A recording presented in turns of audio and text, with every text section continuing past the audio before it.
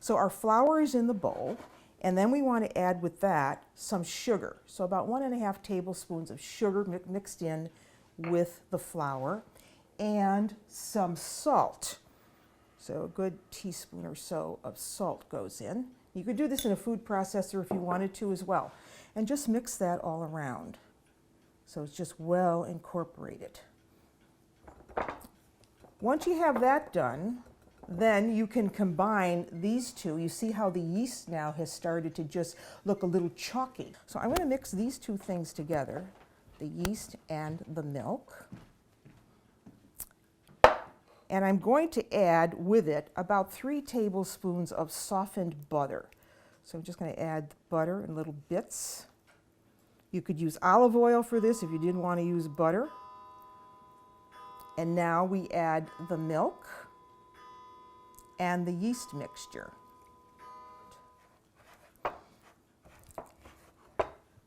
You take it out, and I'm just going to flour my hands a little bit here.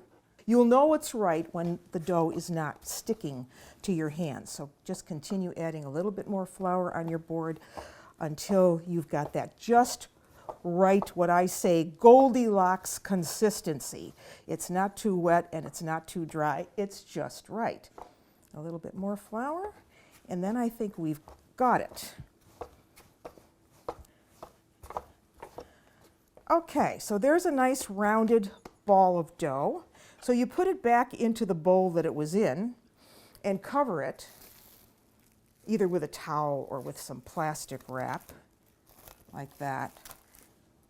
Okay, so that's looking good. So once you have the dough, then you want to use small pieces at a time. Take this and set it aside. The dough isn't springing back towards me. If it was springing back towards me, I would know that that's an indication that it did not rest long enough. It didn't relax the gluten long enough.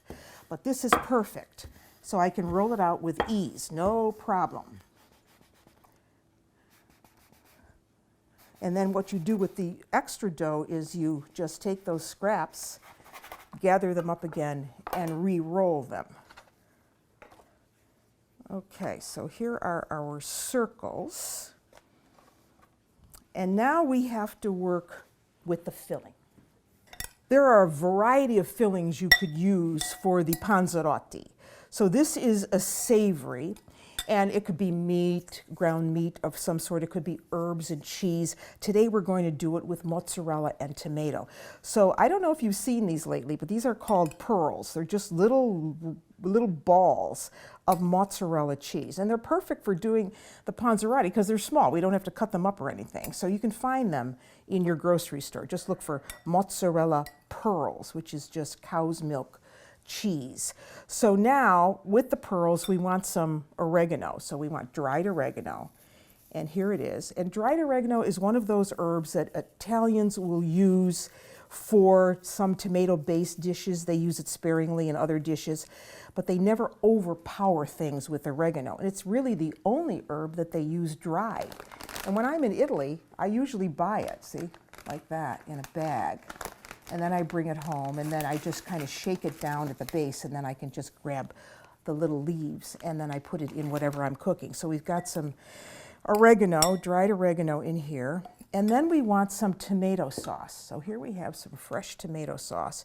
Now you don't want to overdo this with the tomato sauce because it all goes squirting out of the dough. So just enough to coat those mozzarella balls, see?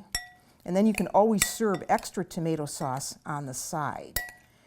And then we want a little bit of salt and a dash of pepper. And that's all there is to it. Now, if you like more oregano, you could add it. You don't want to use oregano, you can use something else, basil. Take your little mozzarella balls.